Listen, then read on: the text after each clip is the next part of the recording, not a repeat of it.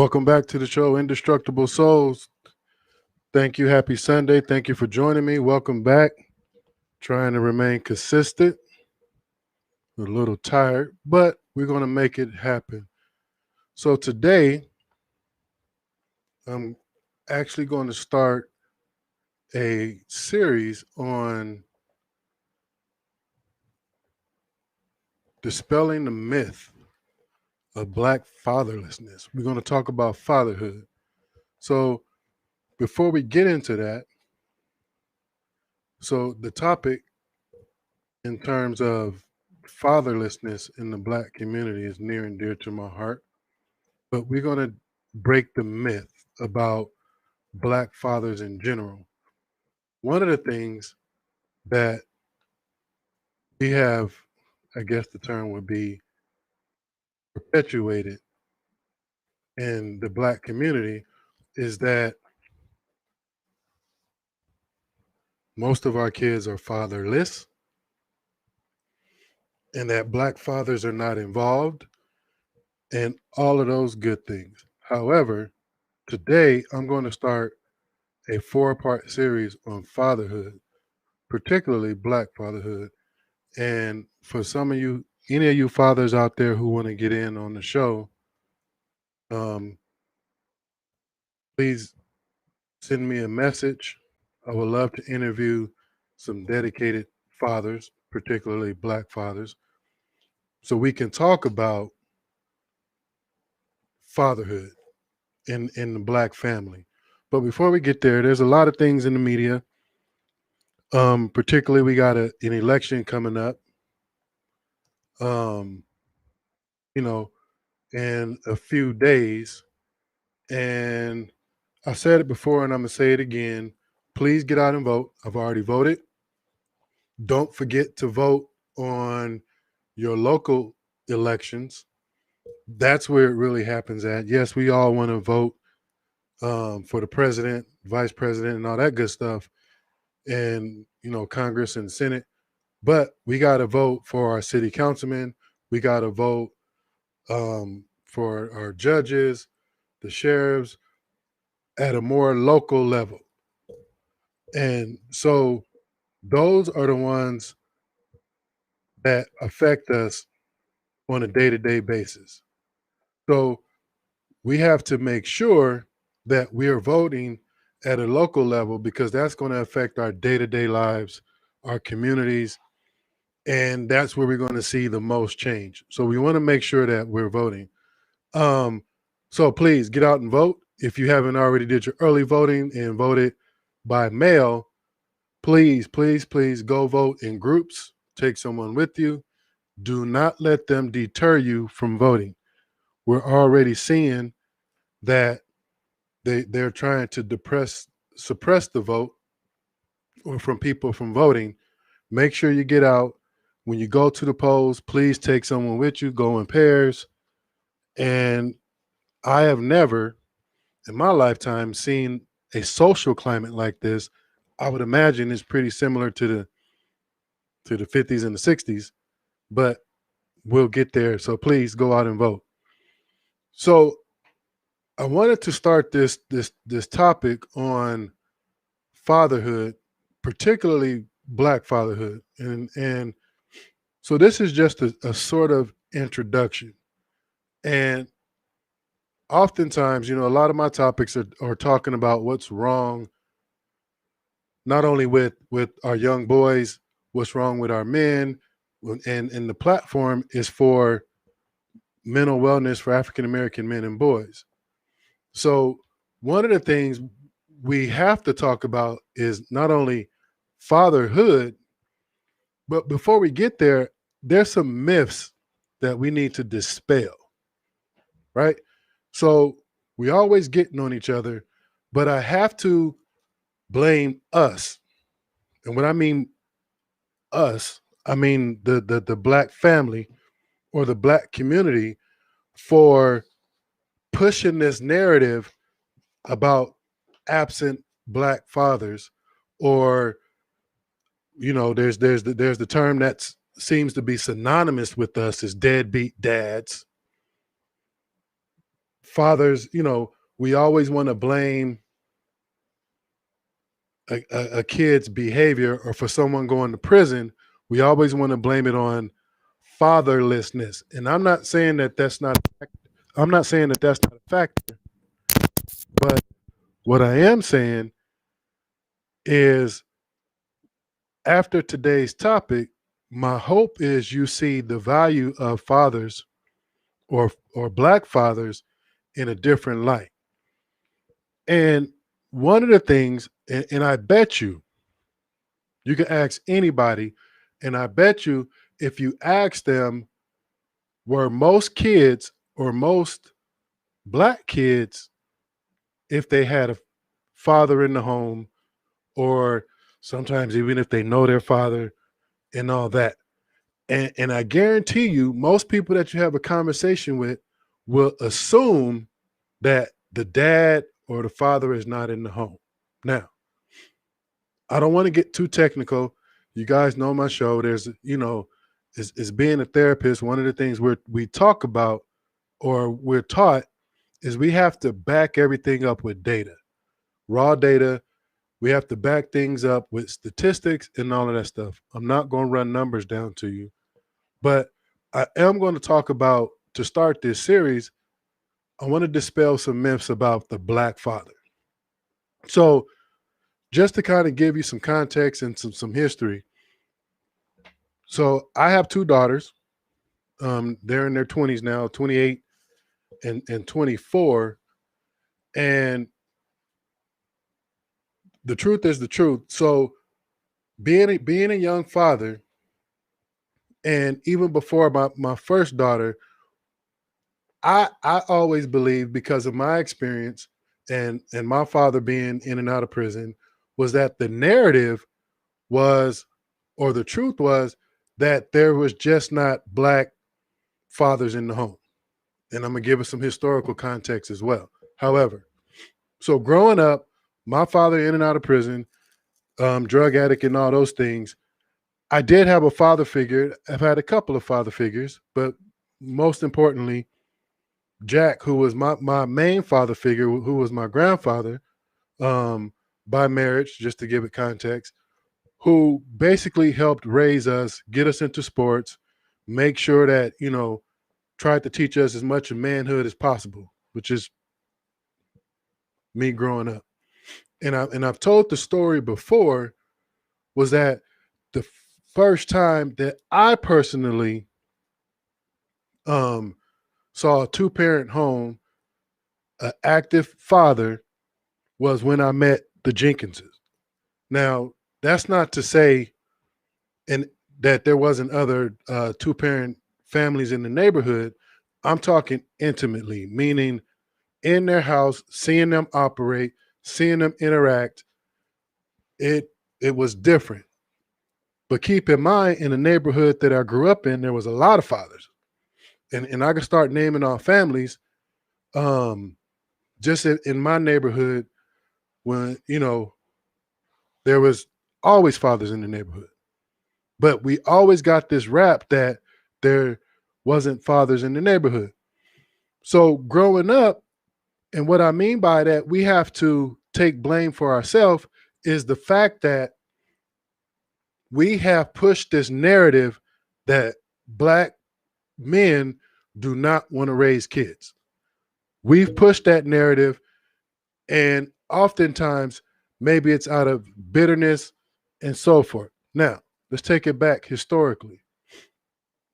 So, when we talk about systematic racism, and in the context of the family,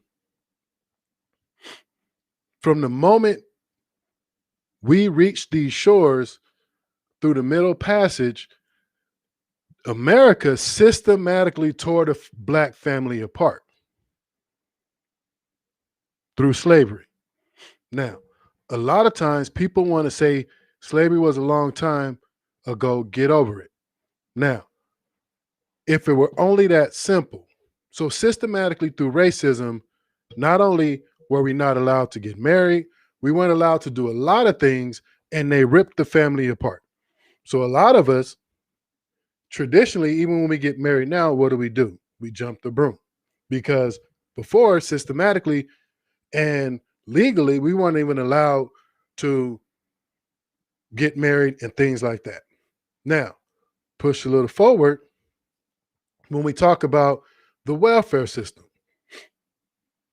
people oftentimes want to basically want to think the welfare system is synonymous with minorities and particularly Black people. The true fact of the matter is that there's more white people on welfare than there is Black people or Hispanic. But when we talk about statistically and proportionally, then we're disproportionately represented. However, there's more white people on welfare than there is Black people. But here's what happened. In order, because they systematically took us out of society or hindered us from building wealth, getting jobs, getting education, getting proper housing, buying homes, and all those things, then here comes the welfare system. However, in order to qualify for welfare, the Black man could not be in the home. So you then begin to see the further deterioration of the Black family, particularly disenfranchising the Black father out of the family. But now let's get into the gist of the topic. So now that you have a little bit of historical context, in the sense that society, America, has systematically pushed the Black male out of the home, and we as a people, because of, you know, whether it's divorce, whether it's breaking up, whether it's having kids out of wedlock, whatever it may be, we have pushed this narrative that Black men are either not good fathers, we're absent fathers, and all of those things. So as I start this series, I think it is beneficial that we dispel the myth of Black fatherlessness to give it a better context as we get into further topics. Now, needless to say, but I'll say it, that the Black father is not only key, but and very important to the well-being of kids and the kids that we raise. And here, let me say this real quick. I'm not talking just biological fathers. I'm talking biological. I'm talking someone, maybe stepdads. I'm talking other father figures, and father in the context of someone raising kids. Whether, and then also to give it further context, is fathers who are in the home and fathers who are outside of the home. One of the things that we see oftentimes in our community, and I know it happens in other communities, but I can only talk about mine, is that when the family breaks up, or if the family ever forms through marriage, one of the things we do is we see mother and father fighting over the kids, and the kids becoming weaponized against the father to keep the push the father out of the family. And it becomes about child support. It becomes about all these other things, and we leave the kids out and the kids suffer. But let me talk about the importance of the father. One of the things that we know is that having a positive, I hate saying positive, but having a father, one of the things that we know when we talk about overall well-being, is how a strong father in the home affects a child growing up and the outcome and the overall well-being. We're talking mentally, we're talking emotionally, we're talking socially, and all those things that fathers have a strong effect on. But now here's let's get to some numbers. One of the things that people want to believe is that most Black children are fatherless, and the facts and the numbers do not support that. When, and I'm not going to spew all the numbers, but keep in mind, the federal CDC Center for Disease Controls, yes, they do research and they keep data on families, family involvement, and all of those things. So when we talk about the Black family, there are more Black families with fathers than without fathers. So that's the first myth, because most of us would believe that there's more families without fathers than there are with fathers. The fact of the matter is that there are more Black families with a father present than there is with a father absent. But like I said, we would rather believe differently, and we've pushed that narrative. So that's the first myth that's already based off the numbers. And we're talking significantly more families that have fathers than that don't have fathers. Now, let's get into this other thing about Black fathers, and I'm going to get into more detail. However, I want to talk about something else real quick. When we talk about not just having a father in the home, we're talking involvement. One of the things we know is that, yeah, you can have a father in the home, but if they're not active, if they're not involved, then, what good is that? So one of the things in the research that I've done and the studies that our government has done, even though they push a different narrative, compared to white fathers and Hispanic fathers across the board, and I'm going to break it down what I mean by across the board. Not all of our families, more of our families have a father in the home, but when we're talking about father involvement in various aspects, African American or Black fathers are more involved with their children and more involved in the raising process, more involved in their children's activities, more involved in actually participating in household chores, children's activities, playing with kids, and all those things are more involved than whites and Hispanics. Now, we could talk about cultural context and all of those things. However, we don't talk about cultural context when we push this narrative or push this picture that Black men are not involved in their kids' lives. So let me pull some numbers up for you real quick. And what I mean by numbers, I'm just going to talk about the different areas that when they did this research, I'm going to talk about the different areas that we're talking about. So we're talking about engagement in direct interaction with children, including taking care of them, playing with them, and teaching a child. So when we're talking about actual rearing a kid, Black fathers are more involved in that process. Accessibility, availability. Black fathers are more available than their counterparts. Responsibility for taking care of a child, making plans, arrangements. Black fathers are more involved in that process. And when we talk about also economics and support, believe it or not. So one of the things when we're talking about Black fatherhood, we have this picture. It's sort of this picture and this narrative that has been pushed. For one, saying that Black fathers are not in the home. We have this term called deadbeat dads, and that a lot of our families are fatherless, when the fact of the matter is more of our families have fathers in the home. Think about that. Why is this important to talk about when we talk about a series on fatherhood? Here's the thing, and especially in this social climate, especially in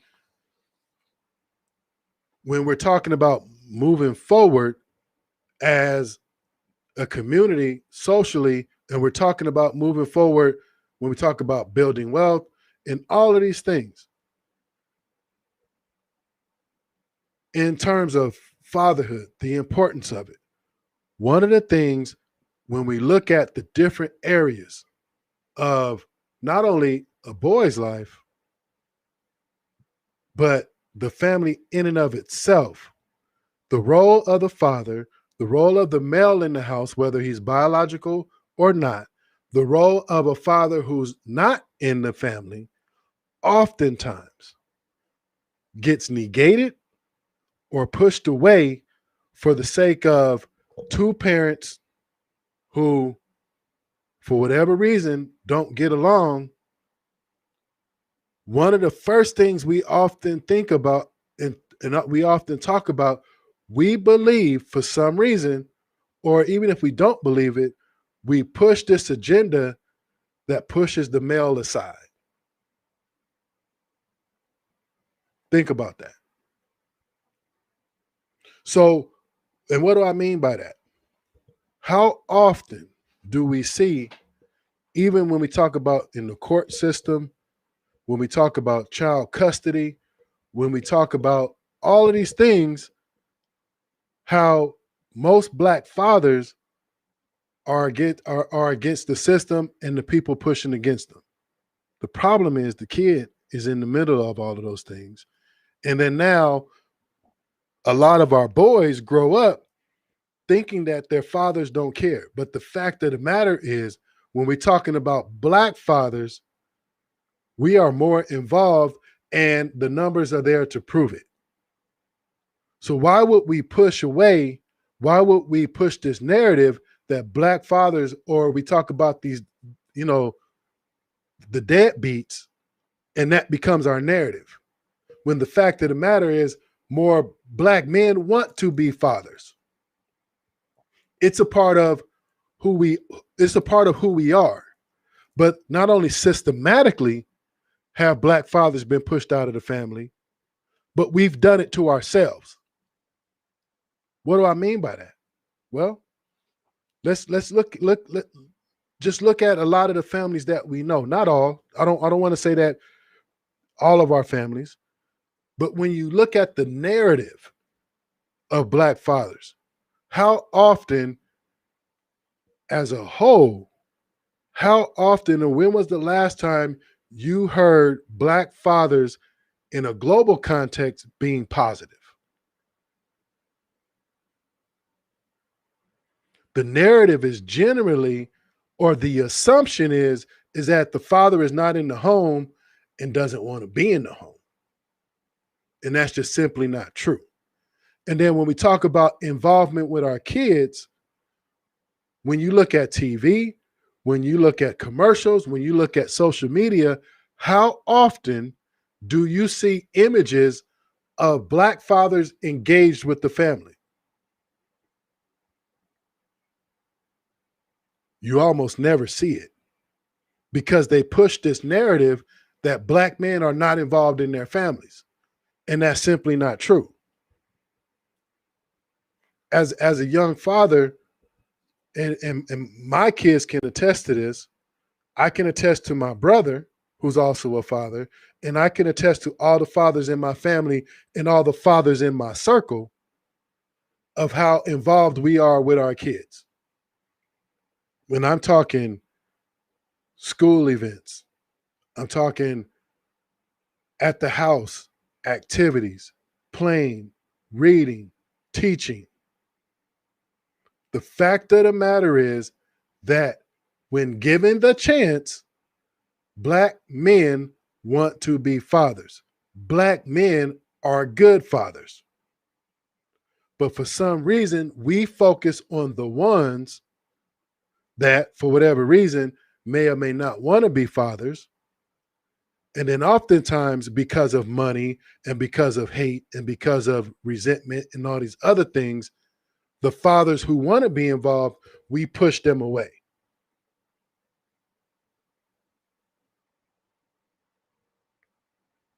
Think about that.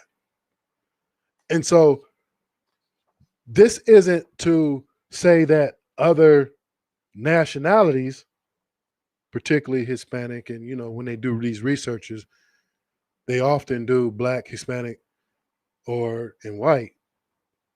This isn't to say that there's not good fathers across the board, but the narrative isn't the fact that Black men are more involved in their families than not, and that more Black families have fathers in them than not.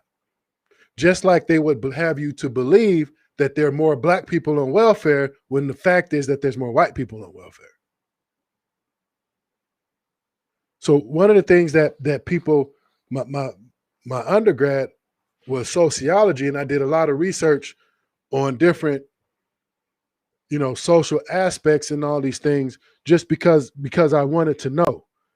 And oftentimes I did, um, you know, social context, racial context, and that sort of thing. The fact of the matter is, when people or the media need to push a narrative, and so why is this more important in this context, in this social climate? Because for one, we need to get better as a family. We need to give the man and the father its proper place in the family. But as we begin to move forward socially and globally, we need to stop as Black people pushing these negative narratives about us. We need to stop what they call infighting. And the problem is, we do a lot of infighting in the family, and the kids suffer. And the fact of the matter is, when we talking about Black boys and fathers, when you rob a kid, particularly a boy, of his opportunity to engage and nurture a relationship with his father, you in essence are taking a piece of them. And then we wonder why we see the things that we see as these kids get older. So when we talk about fatherhood, particularly Black fatherhood, let's stop lying and let's change the narrative. The narrative is that there's more Black fathers in the home, and even the ones that aren't in the home want to be fathers and want to be involved. And when we are involved, our kids turn out better. I see a lot of memes on, whether it's Facebook, Twitter, or what is it called? What's the other one? Facebook, Twitter, Instagram, of women. They put these memes up, and how could I put it? Basically, putting these memes up saying, I don't need a man. That's in the gist of it. That's what it means. I don't need a man, and all that other stuff. Okay, that's fine. You probably don't. But here's the thing. Here's why I mentioned that. That lets me know that when I see this, I could be, I could do by myself. I could get this by myself. I can whatever. That lets me know that a lot of people do not understand the psyche of men. Here's the thing. We have gotten so far away from what God intended. We have gotten so far away from what's nature, that not only have we pushed the man out of the family, we pushed the importance of men's and the men's role out of the family and out of relationship. And then we wonder why, as a people, we suffer. God structured and made men a certain way. God structured and made women a certain way. And he made and structured the family a certain way. Now, I'm not trying to get in all to the LBGTQ and all that stuff. And I'm not saying that gay and lesbian and people can't raise kids. That's not my business. But what I'm saying is that by nature, men And when it comes to our psyche, having kids, raising kids, building a legacy, being able to influence another human being that we had a part in creating is a part of what makes us men. And when you take that away, and then you understand why we struggle, and what I mean by struggle, with anger, with emotional problems, with fighting with you, the baby mama. I ain't talking about the kid's mother. I'm talking the baby mama. There's a difference between a kid's mother and the baby mama. Get into that later.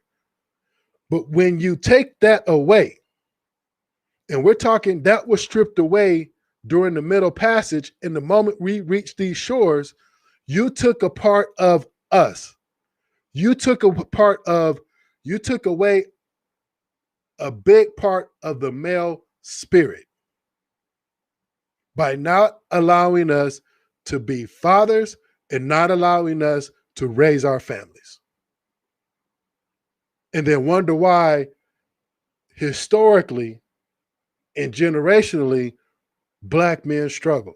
Because God created us, a part of our psyche, a part of us, what makes us feel good about ourselves is to be able to create a human being and raise it and influence it. Just like that little boy lives vicariously through me and looks up to me, I live vicariously through him. And that's a reminder of my accomplishment, my influence. That's how I live on. But oftentimes, that's ripped away. But the true fact of the matter is that most, if not all, Black men want to be fathers. And when allowed, we're good fathers. Because by nature, historically, we are more nurturing. We are more involved. We want to connect. So what I'm asking and what I'm suggesting is let's stop pushing this myth that Black men don't want to be in the family and that Black men aren't fathers or don't want to be fathers. And in fact, more Black families have fathers in them. And when it comes to socially, we're more involved, even at a smaller level, from actually raising the kid, being involved in their day-to-day life, not just going to work and here's the money you raise the kid. No, we're actually involved in their lives. I used to comb my daughter's hair. I used to dress them. I've been to every single parent-teacher conference. If they're involved in something, I'm there. Understand, that's a part of what makes me be a man. It's the way God built us. And so here's the thing, whether you got girls or boys, when you block a father from being involved in their kid's life, when you block it, you are destroying a piece of your son. You are destroying a piece of your daughter. Because when we talk about how do I know who I am, the first place we look as kids is to our parents. Those are our first teachers. That's the first person who's telling me who I am. Think about that for a minute.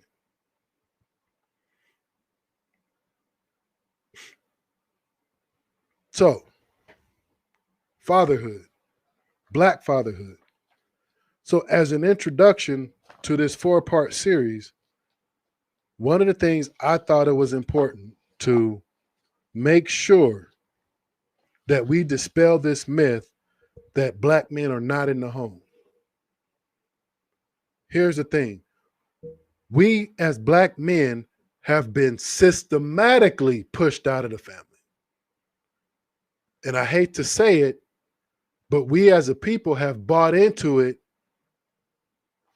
We as a people have bought into it, and we've pushed that narrative. We've pushed it ourselves. Then you add in child support, then you add in all this other stuff. So because I need to win and I want this and I want that, and then we use the kids as pawns. Remember, the part of the male psyche is to be a father, to recreate himself. And when you take that away, you are taking away a piece of that child and you are damaging the soul of that man. Think about that. So that's my introduction to this 4-part series in terms of when we talk about dispelling the myth of Black fathers. I could go into a lot more detail, but I don't want to bog you down, and I'll cover some more of that. However, the first thing I need you to understand is that not only are we good fathers, we're present fathers. We're not absent. Are there fathers that are absent? Sure. It's not what I'm talking about. But I think we need to begin to push the narrative. Do we have fathers in prison? Sure. Do we have fathers that are absent? Absolutely. Do we have fathers that are uninvolved? Absolutely. But as a whole and as a people, we have pushed this narrative that we think it is more commonplace to be fatherless when more of our kids have fathers. And I think it's time that we stop being so politically correct, that we get back to the nature and the structure of the family as God intended it, and allow men to take his rightful place and rightful role in the family and in the child's life as God intended. Think about that. This has been Indestructible Soul, introduction to a 4-part series on fatherhood, Black fatherhood. I want to thank you for joining me. Thank you for participating. And don't forget to get out there and vote. Your vote counts. Your vote matters. And we out. Thank you and good night.